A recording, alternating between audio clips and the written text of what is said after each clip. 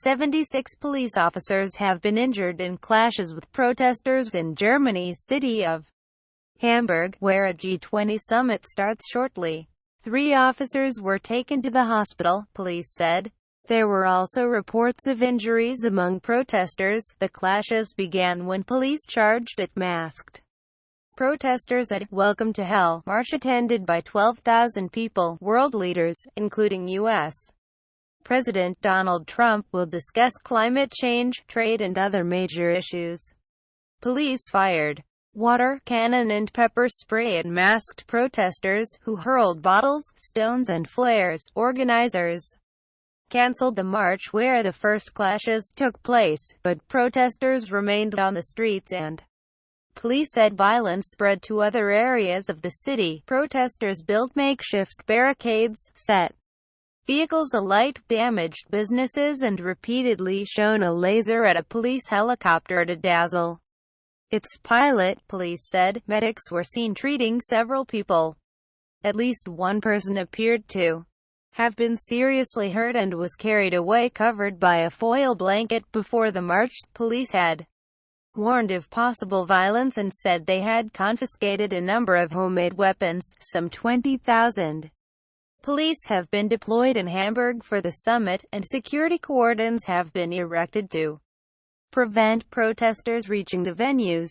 Up to 100,000 protesters are expected in Hamburg during Friday and Saturday. The G20 leaders face their own disagreements, including over climate change and trade. Mr. Trump has already met German Chancellor Angela Merkel, and the pair spent an hour talking about North Korea, the Middle East, the conflict in eastern Ukraine and G20 issues, a German government spokesman said. The last week Mrs. Merkel said the G20 would focus on the Paris climate deal, which the U.S. has withdrawn from.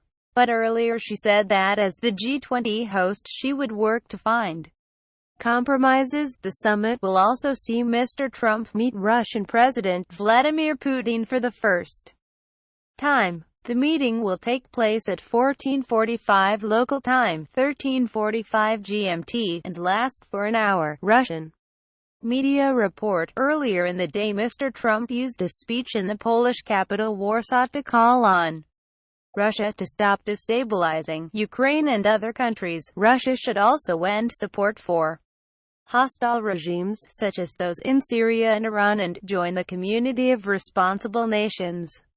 He said. He urged Russia to join the fight against common enemies and in defense of civilization itself. The Kremlin rejected his comments. Mr. Trump referred to Russia destabilizing behavior twice in one day in Poland. But the Kremlin spokesman has shrugged that off, saying simply that Moscow does not agree. It's all part of the wait-and-see approach here. Russia once had great hopes that Donald Trump could rescue relations from the pit into which they were plunged after it annexed Crimea from Ukraine. Almost 6 months into the Trump presidency, there may be increasing pessimism.